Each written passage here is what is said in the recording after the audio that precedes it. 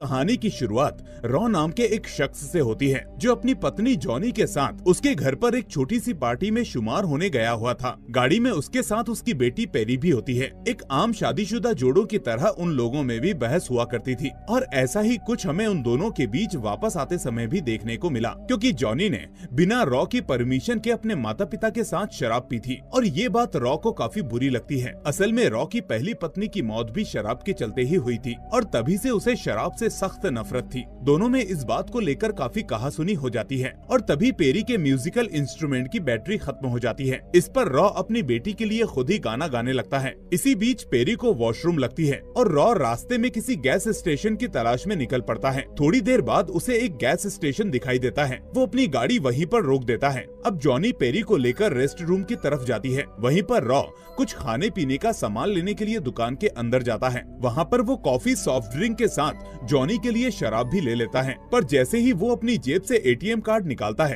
Cashier उसे cash देने की गुजारिश करता है, क्योंकि दुकान में एटीएम मशीन काफी दिनों से खराब पड़ी थी। अब चूंकि रॉ के पास ज्यादा कैश नहीं था, इसलिए वो कुछ जरूरी चीजों को छोड़कर वापस अपनी कार में आ जाता है और अपनी पत्नी और बेटी से झूठ बोलता है कि दुकान में बैटरी ही नहीं थी। अब वो वहाँ से चलने ही वाले थे कि तभी पेरी बताती है कि वो अपना कॉम्पैक्ट मिरर रेस्ट रूम में ही भूल गई, जिस पर जॉनी वापस रेस्ट रूम की तरफ भागती है। उधर रॉ कॉम्पैक्ट मिरर को कार की पीछे वाली सीट पर ढूंढने लगता है, लेकिन वो उन्हें कहीं नजर नहीं आ रहा था, जिस पर वो पेरी को पीछे की सीट गंदी करने पर भी काफी डांटता है। पर पेरी को तो इन बातों से कोई फर्क नहीं पड़ रहा था, क्योंकि उसका सारा ध्यान सामने लगे एक बलून पर था, जिसे देखकर वो काफी आकर्षित हो जाती है और उसकी तरफ दौड़ने लगती है। तभी अचानक एक जंगली कुत्ता उसके सामने आ जाता है और पेरी जोर से चिल्लाती है। रॉ अपनी बेटी को शांत रहकर एक जगह खड़े होने के लिए कहता है, लेकिन पेरी कुत्ते के डर की वजह से धीरे धीरे पीछे जा रही थी कि उसके पीछे एक बहुत गहरा गड्ढा है। रॉ अपनी बेटी को कुत्ते से बचाने के लिए एक पत्थर उठाता है,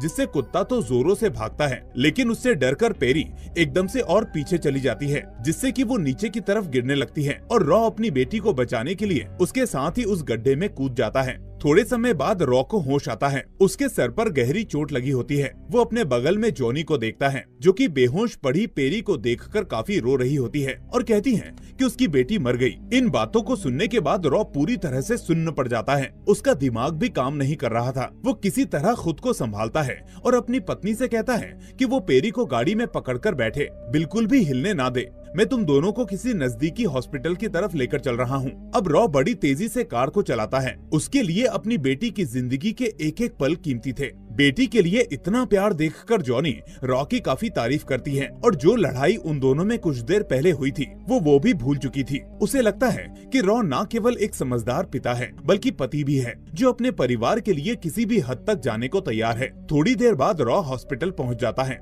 हॉस्पिटल में बहुत ज्यादा भीड़ होती है। रॉ तुरंत काउंटर पर जाता है और रिसेप्शनिस्ट से अपनी बेटी के साथ हुई दुर्घटना के बारे में बताता है, जिस पर वो रिसेप्शनिस्ट उसे थोड़ा इंतजार करने को कहती है। लेकिन धीरे धीरे समय बीतता जा रहा था। पेरी की हालत ठीक नहीं थी, इसलिए रॉ दोबारा रिसेप्शन पर जाता है और जाकर उसे अपनी बेटी की हालत के बारे में समझाने लगता है। इसी बीच वो रिसेप्शनिस्ट हॉस्पिटल की एम्बुलेंस को फोन करके 2 जख्मी लोगों को ले जाने के लिए इत्तला करती है। इस पर रॉ को लगता है कि वाकई हॉस्पिटल में सभी काफी व्यस्त हैं, इसलिए वो बिना कुछ बोले दोबारा अपनी जगह पर जा बैठता है। कुछ समय इंतजार करने के बाद रॉ को प्यास लगती है और वो पानी लेने के लिए बाहर आता है। उसकी नजर बाहर खड़ी एम्बुलेंस पर पड़ती है, जिसमें से 2 लोगों को स्ट्रेचर के द्वारा बाहर निकाला जा रहा है और एक डॉक्टर हाथ में ऑर्गन बॉक्स को लेकर जा रहा है। तभी रॉ का नंबर आता है, लेकिन इससे पहले उससे कई उटपटांग सवाल पूछे जाते हैं, जैसे उसकी पहली पत्नी की मौत कैसे हुई, उसका क्या नाम था, क्या उसे शराब पीने की लत है, और आखिर में वो रॉ से पूछती है कि क्या वो अपनी बेटी के अंग को डोनेट करना चाहते हैं, जिस पर वो ना कर देता है। और तभी डॉक्टर वहाँ आ जाते हैं। डॉक्टर पेरी को अच्छे से एग्जामिन करते हैं और रॉ को बताते हैं कि वैसे तो बच्ची को कोई दिक्कत नहीं है, वो ठीक है, लेकिन उसके सर के बल गिरने की वजह से कोई गंभीर चोट आ सकती है, इसलिए पेरी का सीटी स्कैन करवाना बेहद जरूरी है। जिसके बाद जॉनी और पेरी सीटी स्कैन के लिए लिफ्ट में दाखिल होते हैं और रॉ बाहर खड़े होकर लिफ्ट को देखने लगता है। लेकिन ये क्या,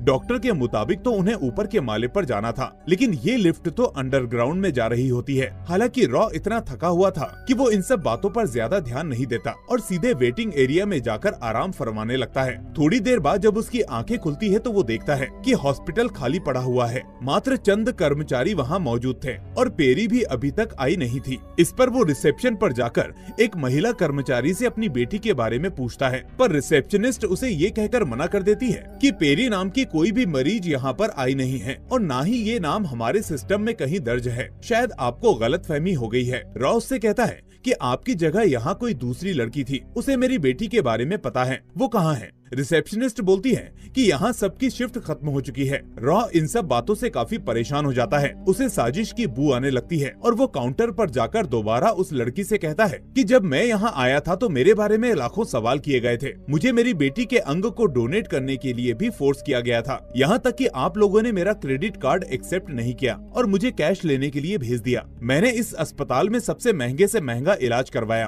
और अब आप कह रहे हैं कि मेरी बेटी का कोई रिकॉर्ड ही नहीं है। ये आखिर कैसे मुमकिन है? रॉ की परेशानी देखकर वो लड़की पेरी की उम्र पूछती है और कमाल तो तब हो जाता है जब पेरी की उम्र की किसी भी लड़की का सिस्टम पर नाम नहीं था। यानी कि उस उम्र की कोई भी लड़की आज हॉस्पिटल में एडमिट ही नहीं हुई थी और भागकर केबिन में जाता है जहाँ पर उसकी बेटी का चेकअप किया गया था। पर यहाँ पर तो कोई दूसरी महिला छोटी सी बच्ची को लेकर बैठी थी जो कि रॉ को देखकर डर जाती है और फिर उसे रोकने के लिए वहाँ पर गार्ड आ जाते हैं और उनके साथ साथ डॉक्टर लुकाडो भी वहाँ पहुँच जाते हैं। रॉ उन्हें अपनी दिक्कत बताता है जिस पर डॉक्टर लुकाडो दोबारा से सारे रिकॉर्ड्स को छानने लगता है, लेकिन उन्हें कहीं पर भी पेरी का जिक्र नहीं मिलता। ये सब चीजें रॉ को हद से ज्यादा परेशान कर रही थी। तभी उसकी नजर एक नर्स पर पड़ती है। ये वही नर्स थी जो पेरी को सिटी स्कैन करवाने लेकर गई थी। डॉक्टर उसे बुलाते हैं और पूछते हैं कि क्या तुम किसी बच्ची को अपने साथ सिटी स्कैन करवाने ले गई थी? जिस पर वो नर्स मना कर देती है, लेकिन वो ये बताती है कि मैं इस आदमी को जरूर जानती हूँ कि जब ये यहाँ पर आया था तो इसके सर पर गहरी चोट लगी हुई थी और इसके साथ वहाँ कोई नहीं था। ये सुनकर तो रॉ का गुस्सा 7वें आसमान पर पहुंच जाता है और गुस्से में वो उस नर्स पर हमला करने लगता है। वो तो भला हो वहाँ मौजूद लोगों का जिन्होंने उसे रोक लिया और आंखों पर पेपर स्प्रे फेंक कर उसे बेहोशी का इंजेक्शन लगा दिया। अब रॉ को लॉकर रूम में बंद कर दिया जाता है। धीरे धीरे रॉ को होश आता है, लेकिन वो अभी भी चलने की हालत में नहीं था। पर उसे ये पता था कि उसे किसी चीज का इंजेक्शन दिया गया है, इसलिए अपने आप को होश में लाने के लिए वो दवाइयाँ ढूंढने लगता है और किस्मत से उसके हाथ एड्रेनालाइन ऑटो इंजेक्टर लग जाता है, जिसे लगाकर उसकी जान में जान आती है और फिर वो दरवाजे का कांच तोड़कर बाहर निकल आता है। अब वो अपनी पत्नी और बेटी को ढूंढने के लिए अस्पताल के चप्पे चप्पे को खंगालने लगता है, लेकिन तभी गार्ड की नजर उस पर पड़ जाती है और वो उसका पीछा करने लगता है। रॉ किसी तरह गार्ड से बच बचाकर हॉस्पिटल के बाहर आ जाता है और अपनी गाड़ी में जाकर छुपकर ये सोचने लगता है कि आखिर कैसे वो इस बात को साबित कर सकता है कि उसकी बीवी और बच्ची उसके साथ थी। इसी दौरान रॉ की नजर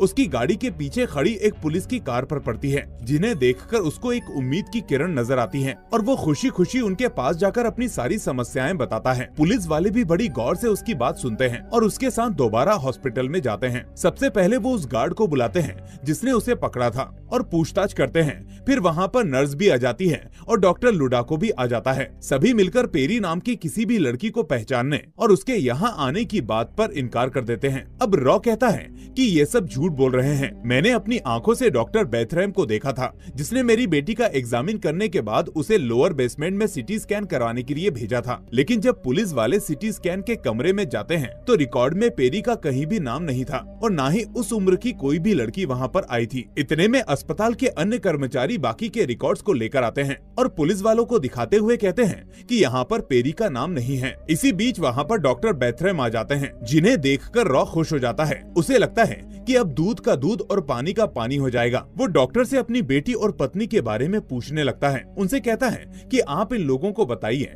कि मैं अपने परिवार को लेकर यहाँ आया था या नहीं। लेकिन ये डॉक्टर बेथरेम तो अलग ही राग अलाप रहे थे। वो पुलिस वालों को बताते हैं कि कुछ समय पहले रॉ मेरे पास आया हुआ था। उसके सर पर एक गहरी चोट लगी थी। मैंने इसे कहा कि ये अपना सिटी स्कैन करवा ले, लेकिन उसने ये कहकर मना कर दिया कि मैं अभी नहीं करवा सकता। मेरी पत्नी एबी मेरा इंतजार कर रही है और बिना अपना इलाज करवाए ही यहाँ से चला गया। अब इन बातों को सुनने के बाद बड़े ही अफसोस से रॉ बताता है कि एबी की मौत कब की हो चुकी है। उधर हॉस्पिटल का सिक्योरिटी गार्ड जेफ पुलिस वालों से कहता है कि अगर अभी भी आप लोगों को यकीन नहीं हो रहा हो तो आप सीसीटीवी कैमरा चेक कर सकते हैं। आपको खुद ही मालूम पड़ जाएगा कि रॉ अकेला था या उसके साथ कोई और भी आया था। अब वो लोग सर्वाइलेंस रूम में चले जाते हैं, जहाँ पर हॉस्पिटल की सीसीटीवी फुटेज खंगाली जाती है। सभी जगह पर रॉ अकेला ही दिखाई दे रहा था, जिस पर वो बोलता है कि कैमरे के दूसरे एंगल से देखा जाए। मैं आगे चल रहा था और मेरी बेटी और पत्नी पीछे थे। वो लोग बाकी के कैमरे भी चेक करते हैं, लेकिन हॉस्पिटल के हर कैमरे में एक कोना ऐसा था जहाँ पर उसकी नजर नहीं जा रही थी। शायद इसी वजह से जॉनी और पेरी कहीं पर दिखाई नहीं दे रही थी।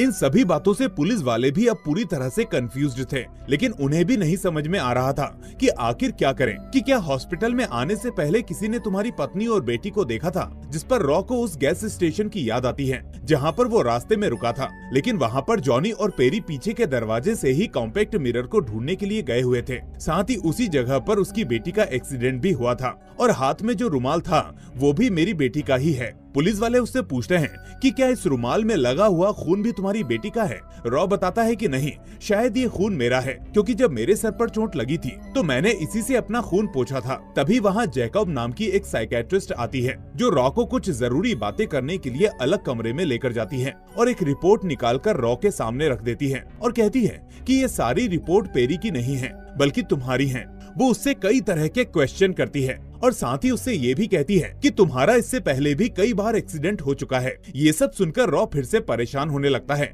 जैकब रॉ से उस जगह पर ले जाने को कहती है जहाँ पर पेरी का एक्सीडेंट हुआ था। अब रॉ उसे उस गैस स्टेशन पर लेकर जाता है जहाँ पर पेरी गिरी थी। पुलिस उस जगह की छानबीन करती है तो उन्हें वहाँ पर खून दिखाई देता है। उन्हें लगता है कि यहाँ पर जरूर कोई मर्डर हुआ है, इसलिए वो लोग फॉरेंसिक टीम को भी बुला लेते हैं। वहीं जैकब रॉ को दोबारा से सब कुछ याद करने को कहती है। तब रॉ उसे बताता है कि मैं यहाँ अपनी बेटी का कॉम्पैक्ट मिरर ढूंढ रहा था, तभी मुझे उसकी चीखने की आवाज सुनाई दी। जब मैंने देखा तो एक जंगली कुत्ता उसकी तरफ आगे बढ़ रहा था। अपनी बेटी की जान बचाने के लिए मैंने एक पत्थर उठाकर कुत्ते पर फेंक दिया, जिससे डरकर पेरी नीचे गिर गई और उसे बचाने के लिए मैं भी उसके पीछे पीछे कूद गया और मेरे सर पर चोट लग गई। जब मेरी आंखें खुली तब जॉनी को देखा तो मुझे होश में लाने की कोशिश कर रही थी। जाने क्यों मैंने उसे भी धक्का दे दिया और वो भी नीचे गिर गई। अब जैकब रॉ को कुछ समझाते हुए कहती है कि यहाँ पर कोई कुत्ता था ही नहीं। दरअसल हमारा दिमाग ऐसी हजारों कहानियाँ बनाता रहता है ताकि वो हमें बचाता रहे,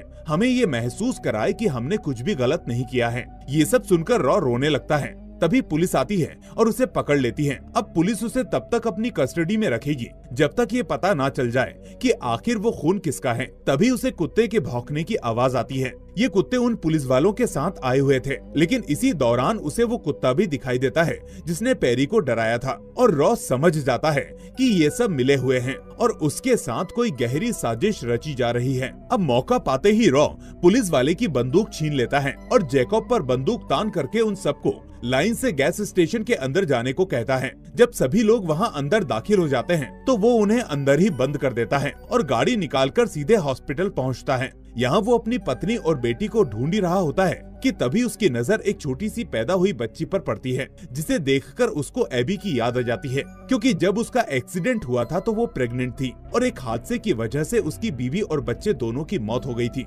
लेकिन इस बार वो अपनी दूसरी पत्नी और बेटी को नहीं खोना चाहता था, इसलिए सबसे पहले वो अपनी आइडेंटिटी छुपाने के लिए एक डॉक्टर का गाउन पहन लेता है और सीधे नीचे बेसमेंट पर जाने लगता है, जहाँ पर वो सुबह पेरी और जॉनी को लेकर गया था। लिफ्ट में उसे वही गार्ड जेफ मिलता है। वो जेफ से चाबियां मांगता है, लेकिन वो नहीं देता, जिससे दोनों के बीच लड़ाई शुरू हो जाती है और रॉ जेफ को मारकर चाबियां छीन लेता है। नीचे पहुंचने पर उसे सबसे पहले अपनी बेटी का खिलौना नजर आता है और जब वो एक एक करके सारे कमरों को चेक करना शुरू करता है तो उसकी आंखें खुली की खुली रह जाती हैं, क्योंकि सभी कमरों में सिर्फ और सिर्फ ढेर सारी लाशें पड़ी हुई थी। हर किसी के शरीर को पूरी तरीके से खोलकर उनके ऑर्गन्स को निकाल दिया गया था। ये साफ समझ में आ रहा था कि यहाँ के डॉक्टर मानव शरीर के अंगों की तस्करी करते हैं। तभी अचानक उसकी नजर उसी नर्स पर पड़ती है जो ऑर्गन वाला डिब्बा लेकर जा रही होती है। वो उसका पीछा करते करते कमरे की तरफ बढ़ता है, जहाँ पर कोई और नहीं बल्कि पेरी लेटी हुई थी और वो लोग उसका ऑपरेशन करने वाले थे।